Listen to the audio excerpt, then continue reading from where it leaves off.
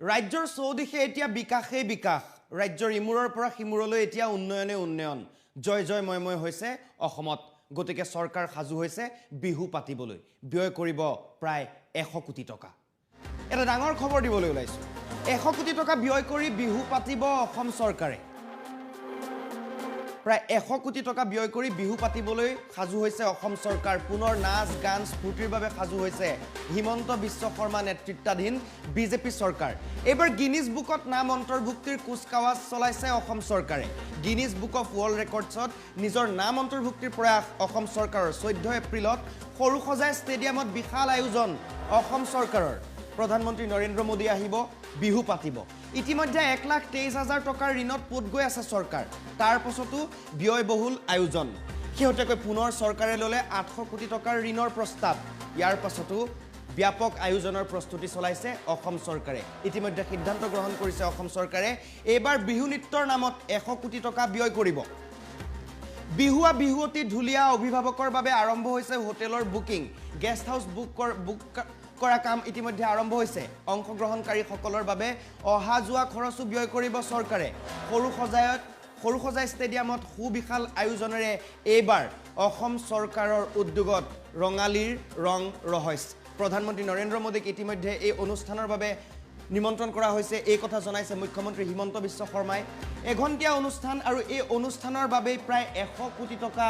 ব্যয় কৰিব অসম চৰকাৰে এই খবৰ আহিছে দিছপুৰৰ পৰা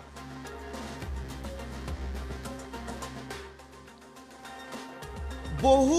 ঢুলীয়া নাচনীৰে অসম চৰকাৰে এই আয়োজন কৰিছে 14 এপ্ৰিলত সৰুসজাই ষ্টেডিয়ামত বিশাল আয়োজন অসম চৰকাৰৰ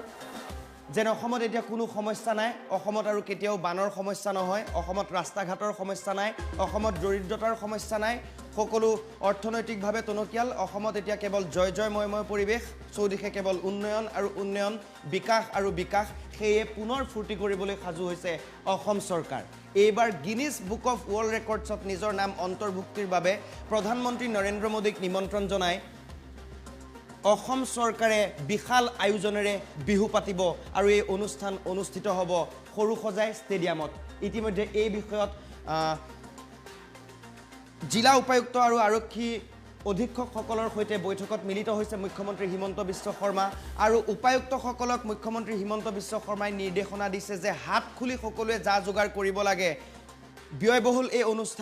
অনুষ্ঠানৰ আয়োজন কৰিব লাগে আৰু গিনিজ বুকত অসম চৰকাৰৰ নাম অন্তৰ্ভুক্ত কৰিব লাগে সেই উদ্দেশ্যে ইতিমধ্যে প্ৰায় 100 কোটি টকা ব্যয় ধাৰ্য কৰিছে অসম চৰকাৰে 14 এপ্ৰিলত সৰুসজাই ষ্টেডিয়ামত হ'ব এই ব্যয়বহুল অনুষ্ঠান ইতিমধ্যে 1,23,000 টকাৰ ঋণত পোত গৈ আছে অসম চৰকাৰ শেহতীয়াকৈ পুনৰ চৰকাৰে 800 কোটি ঋণৰ প্ৰস্তাৱ গ্ৰহণ কৰিছে ইয়াকে লৈ ৰাজ্যজুৰি প্ৰতিক্ৰিয়াৰ সৃষ্টি হৈছে সংবাদ মাধ্যমতো এই বিষয়ত বাতৰি প্ৰকাশ পাইছে তাৰ মাজতে এইবাৰ বিহু নৃত্যৰ নামত 100 কোটি টকা ব্যয় কৰিবলৈ প্ৰায় 100 কোটি টকা ব্যয় কৰিবলৈ সাজু হৈছে অসম চৰকাৰ বিহুৱা বিহুৱতী ঢুলীয়া তেওঁলোকৰ সকলো খা খৰচ অসম চৰকাৰে বহন কৰিব অংশগ্ৰহণকাৰীসকলৰ অহা যোৱাৰ খৰচো চৰকাৰে বহন কৰিব মুঠৰ ওপৰত এইবাৰ চৰকাৰৰ উদ্যোগত ৰঙালীৰ